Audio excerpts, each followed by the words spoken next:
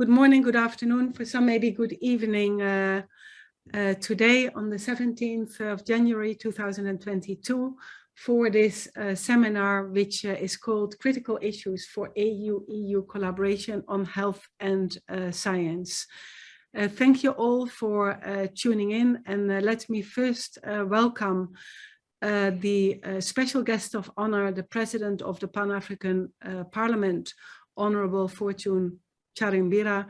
Thank you, sir, for joining us today for this webinar, and all of the other distinguished speakers that we have here for you today.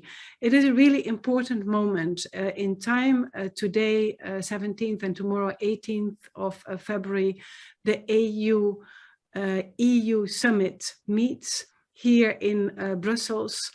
And we felt that it really was an important occasion to bring together all of us here from an African and European perspective on the important issues that the summit will deal with. My name is Professor Mirjam van Rijssen. I have been asked to moderate this session for you today. And this is a big honor and also very special moment. I'd say that there really is kind of an aura of hope around this summit, and that this summit really marks maybe a very important moment in time, a historic moment in time, where we look again at how we from the European and African continent find a way to work together on the very many challenges that the two continents face together within challenges that we have at a global scale. We have a fantastic program for you today here. Thank you for joining us. And let me first give the floor to Honorable Chief Fortune Charumbira, the acting president of the Pan-African Parliament. Chief, you invited me once to the Pan-African Parliament, and it was a very important experience for me to address this esteemed hall with parliamentarians really representing each and every one on the African continent. I think you are the first citizen of Africa. It's an incredible honor to have you here, and Chief, the floor is yours to open this conference. Thank you, Professor and moderator of this important conference. And may I observe all the protocols.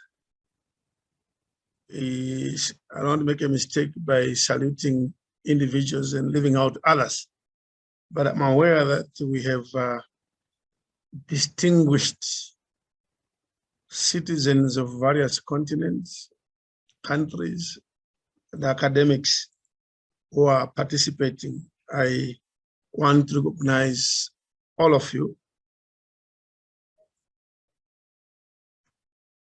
Let me start by saying the Munich Conference on Security issued a report last week on global security. The key concern the report raised was that the world has entered a state of collective helplessness. So many crises are simultaneously competing for attention. The pandemic and health, climate change, biodiversity, food security, energy, the economy and livelihood security, poverty, and inequality, just to mention a few of our challenges. These are weak challenges. These are weak challenges which feed onto each other. In light of these challenges, the AU, the African Union, and the European Union Summit marks an important moment to turn collective hopelessness into collective aspiration. It's against this background that I should say it is my pleasure to open this conference, because it will showcase what Africa and Europe can achieve together. And coming as Vice President, formerly now acting President of the Pan-African Parliament, this is a great moment for us, moment for Pan-African Parliament, moment for the EU, moment for Africa. The Cameroon author, Francis Jamjo, said as succinct as possible. He put it in French, but I'll say it in English because I'm not that fluent in French. He said, it is the people who make people. It is the people who make the people. Translated from French into English. It is the people who make the people. This is another way of saying we are collectively in charge of our destiny. Francis Jamjo has also given us another wisdom, which is that as a world and as people living in this world, we are by definition incomplete. He argues that it is a deep and important notion to reflect on our incompleteness, as it may provide us with awareness that we are always we always need others to advance to great completion. We are better off together. In the Pan-African Parliament, where I'm acting president, this is the parliament which is the voice of the people, as you are aware. We practice this by complementing the efforts of the African Union with the representatives of the people of Africa, deliberating the destiny of Africa. Africa needs Europe, and Europe similarly needs Africa. So much is clear. Our geographies and histories are intertwined, and for one continent to thrive will always be to the benefit of the other.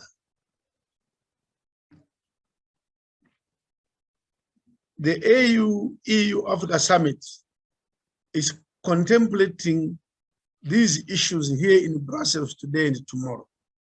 This conference is so complement to this great effort of our leaders and that is to say to our great leaders, your decisions in all their wisdom will depend on the leaders and people of our great continent to take effect. The quality of your leadership shall be measured by the extent to which your decisions will serve the people of our two great continents. These times of incredible upheaval and uncertainty demand extraordinary leadership. Let's reflect on this conference on how we can contribute to the extraordinary challenges of today with science, innovation, and leadership. Europe should not underestimate its power to contribute to a better world. Looking at Europe from our African soil, we want Europe to succeed, to play its role in the world and open its doors wide and to collaboration with Africa. Today, we will see examples of how we can tackle these wicked problems together. How vaccine production in Africa will contribute to Europe and global measures to get the pandemic under control. How vaccine equality in Africa will help us fight the corona variants of concern and the hidden spread of COVID. How the need for COVID health data from Africa encouraged African computer science and data science. New design was developed by the virus outbreak data network, VODAN Africa. It was carried out with understanding of African sovereignty on digital data. This development was linked to European ethical and regulatory frameworks of data protection. Together with scientific collaboration between 9 countries in Africa and Europe on fair data, the researchers have parachuted the digital innovation which has reached a new level. This may become the foundation of a new safe internet. How COVID-19 has challenged us to look at new ways of reaching vulnerable communities through mobile and hybrid digital technologies.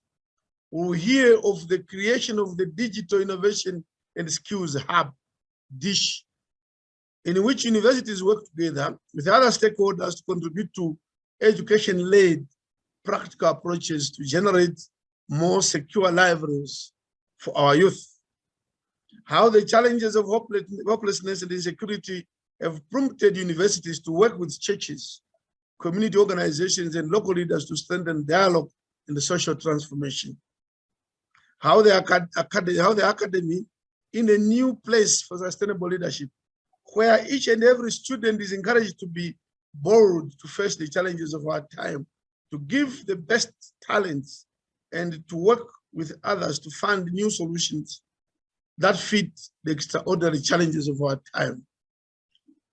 Our African continent has so much to offer to Europe. Our African continent shares so much with Europe. Its old proud cultures and heritage, its love for language and cultural diversity, its love for music, theater, and arts, its love for agriculture, farms, world landscapes, biodiversity, and good and fresh food, its love for science, mathematics, computations, technical innovations, and creativity, its love for curiosity, tourism, travel, and meeting of people from different cultures, its love for our ancestry, caring for the places where we belong, and we return to when all else is done. Its love for a healthy environment where people care for each other and where everyone can find a place. While we face extraordinary challenges as African and European people, we have extraordinary resources that we share. It's an honor to open this conference and express the hope that this conference will inspire us, surprise us, and will kick us out of the collective helplessness into collective aspiration, into a vision of a future where we belong together. Where we belong together and where we together will be more complete. With these words, I say, I thank you very much. Thank you, Chief, for this excellent and beautiful opening of this conference. Thank you. And again, it's such a great honor to have you here today.